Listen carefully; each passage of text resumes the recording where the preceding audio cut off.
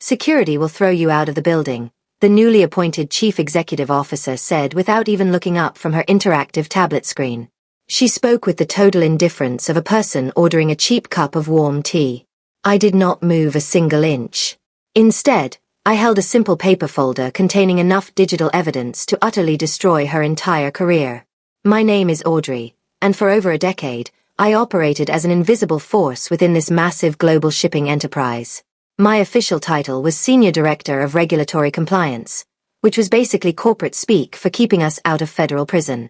Under our legendary old founder, Arthur Sterling, we focused on quiet stability, honest practices, and absolute transparency. After Arthur passed away, the board of directors bypassed the traditional leadership track and hired Victoria, a flashy graduate with an expensive degree and a love for modern corporate buzzwords. Victoria cared nothing about actual logistics or shipping times. She arrived with a designer wardrobe and a massive team of young consultants who immediately began transforming our productive offices into chaotic workspaces. I watched this aggressive shift silently from my quiet corner office on the top floor. Victoria viewed me as an outdated piece of corporate furniture, completely unaware that my quiet nature was actually a tool for meticulous data collection. Within weeks, the quiet terminations began. The head of ground transport disappeared on a Friday, and a young consultant named Julian took over. Suddenly, critical financial transactions were bypassing my regulatory review desk entirely. Julian was approving mysterious invoices for offshore shell companies while ignoring basic safety protocols for moving hazardous materials. When I confronted Julian about these unverified vendors, he laughed and told me to ignore the rules. He warned me to get in line with their new vision or get replaced. I did not back down or search for another job. I closed my office door and began compiling a hidden digital ledger of every single skipped protocol and safety violation. Every bypass was time-stamped and digitally saved. They believed their executive titles gave them absolute power, but they forgot that a tall building collapses quickly if the foundation is compromised. They also did not understand the true power of the plastic identification card clipped to my hip. Years ago, after a major accounting scare, the old board secretly initiated Project Glasshouse. They gave me an encrypted badge that silently recorded environmental metadata and digital files whenever I entered secure executive meeting rooms or accessed private networks. By Thursday afternoon, my network logins were failing, and my business emails were getting locked out.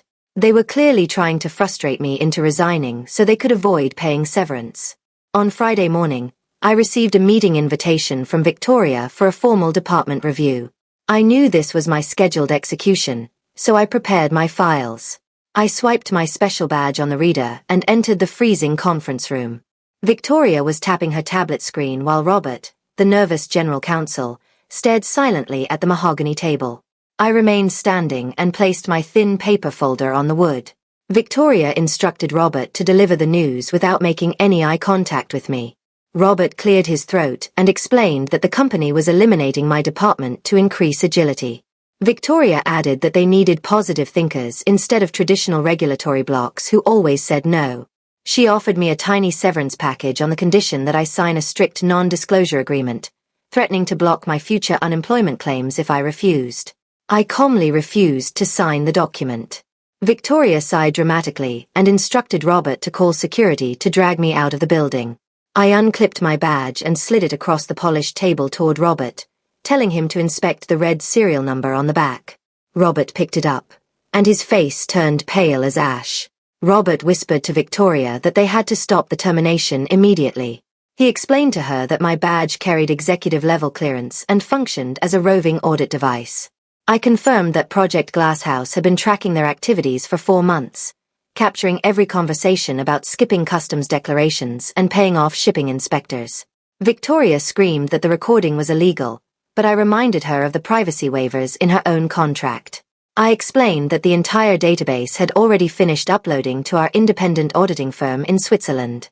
The board chairman was likely reading the full report of their financial crimes and illegal transactions at that very moment. Her phone suddenly began buzzing with urgent calls from the chairman. Within minutes, Robert received an email stating that the board had placed Victoria on immediate administrative leave and revoked her system access. Julian walked into the room carrying a box of his things, having just been terminated for transferring proprietary data to his personal email accounts. To understand my actions, you must understand our history. 10 years ago, a corrupt manager caused a tragic warehouse collapse that cost 2 lives. Arthur Sterling was devastated and tasked me with being the independent conscience of this company. I promised him I would protect the workers, and I was not going to let Victoria ruin that legacy. Real security officers arrived and escorted Victoria out of the building in front of everyone.